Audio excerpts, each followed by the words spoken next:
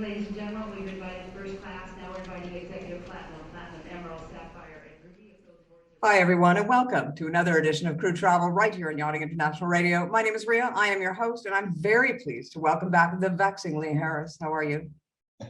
I'm very good, thanks, Rhea. I have no idea what vexing means, so I'm going to take it as a compliment. It totally is, because you should have seen some of the ones I was looking at earlier. Yeah, I'm not sure you could get away with saying those on here anyway. Feeling some of the descriptive words that I come across, we would never have you back. Mind you, a lot of these words that I use to describe you, you don't even know what they mean anyway. So unless a viewer pointed it out. You could be calling me all sorts, to be fair, Rhea. I mean, literally, you could be calling me anything. You know what? As long as you're mentioning my name, it's all good, right?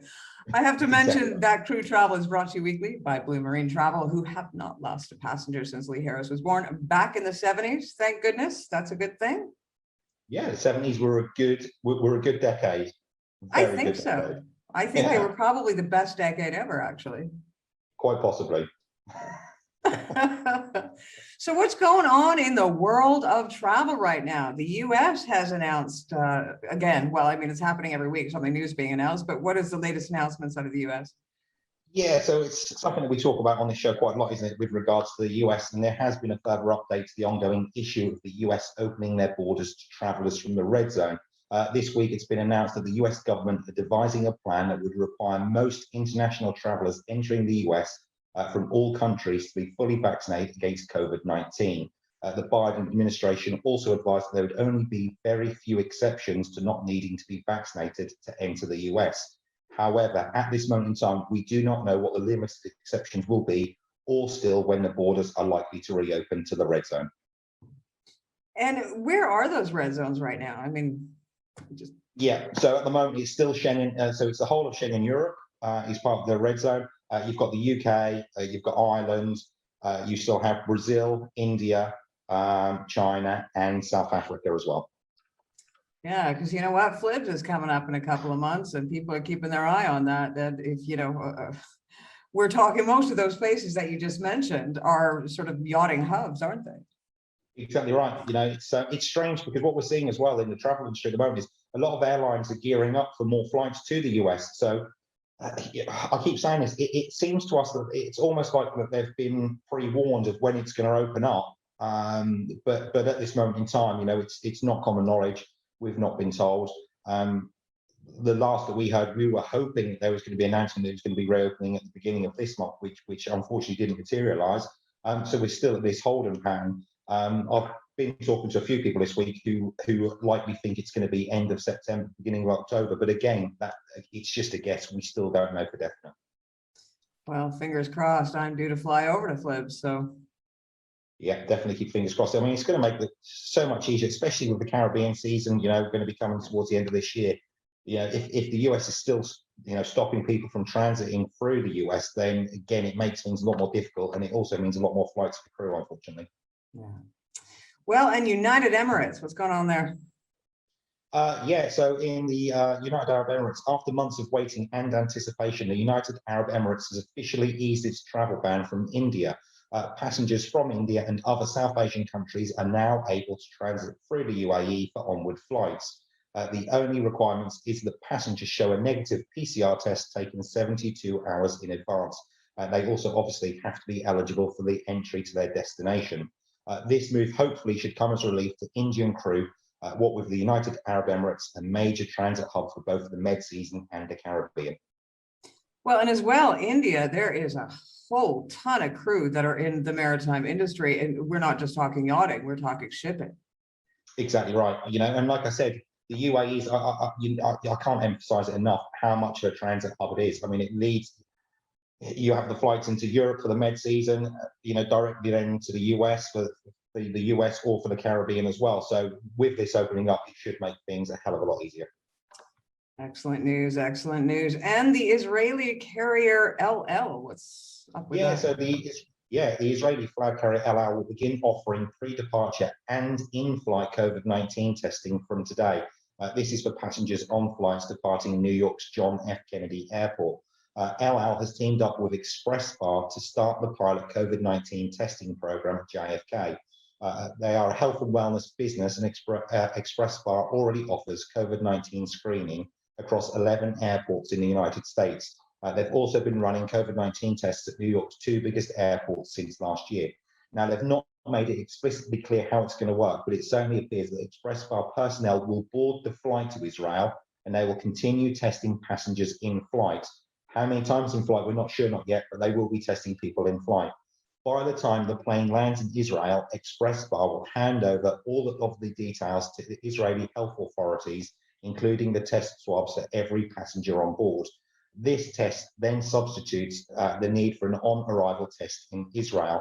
However, it will not substitute the need for a COVID PCR test taken up to 72 hours before traveling. Now, as far as I know and I'm aware, these are the first airline to offer in-flight COVID testing. And it's going to be interesting to see if any other carriers follow the same path.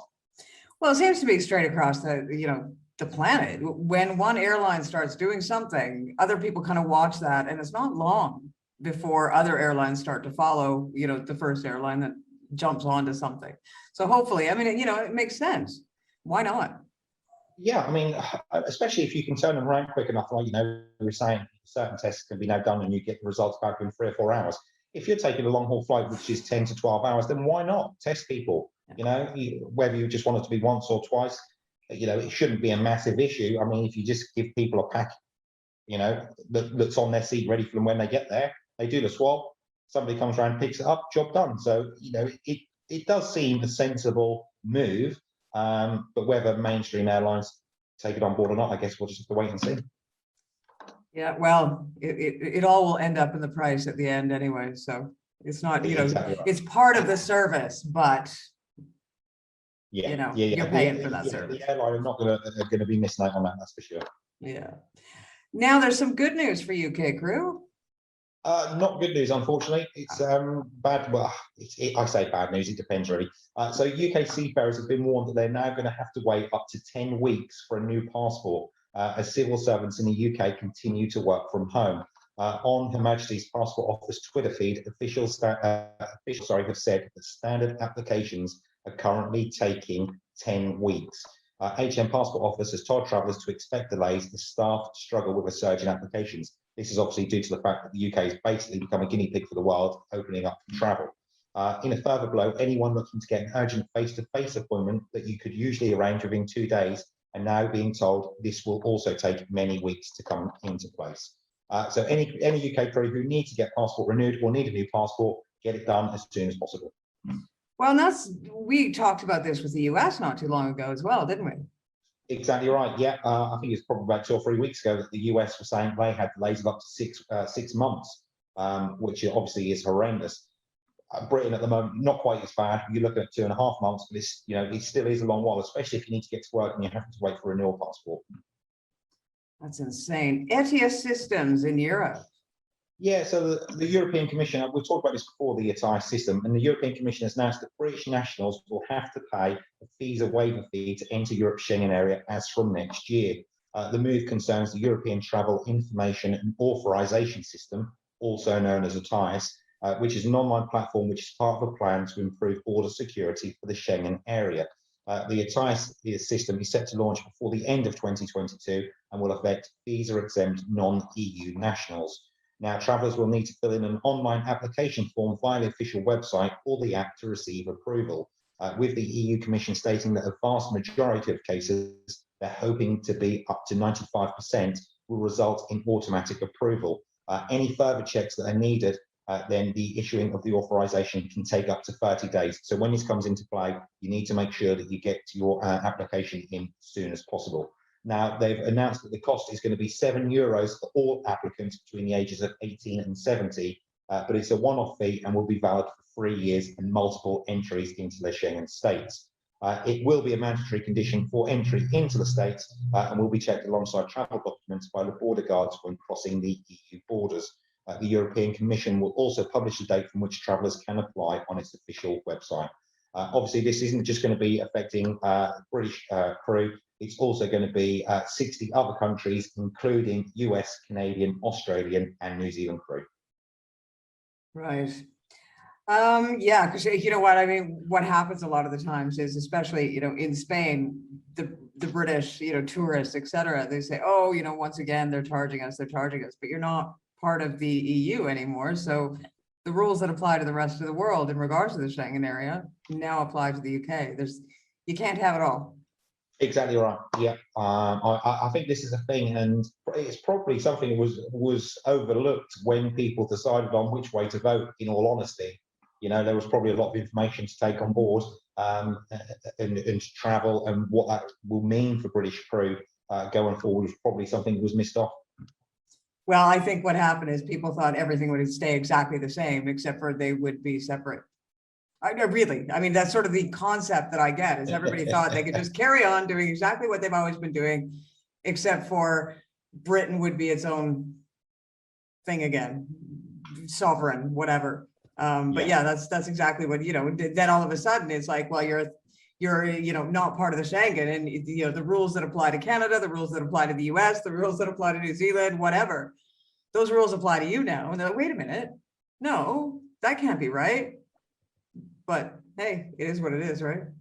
It is, yeah. And unfortunately, crew are they're gonna have to deal with it. It takes a little bit longer now. It's not going to be straightforward, but I guess it is what it is. Exactly. Now there's news for Lufthansa. See, again, I can't say that. I don't know why. I'm pretty good at pronouncing most everything, but that one, no, is it German? It is German. Yeah, that's why. Clearly, you've got no German blood in you whatsoever, Rhea. None at all. And you know what? Even when you say "I love you" in German, I've heard somebody say it to somebody else. Never to me. It sounds like you're swearing at the person. So bless all you Germans out there. I mean, I'm not judging anything. It's just I'm sorry.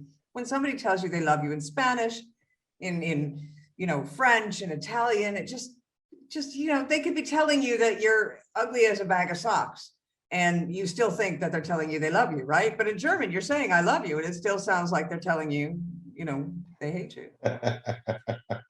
So anyways, back to travel. Sorry. Yes, anyway, let's get back to it. So good news for crew who live in the southwest of England this week, with the inaugural Lufthansa, that's Lufthansa, Rhea, flight departing from Frankfurt to Bristol taking off. The route was announced way back in October 2019, but due to the COVID pandemic was delayed by 16 months. The schedule for the route was originally due to be 6 times a week. However, due to COVID, this has been scaled down to 4 times a week.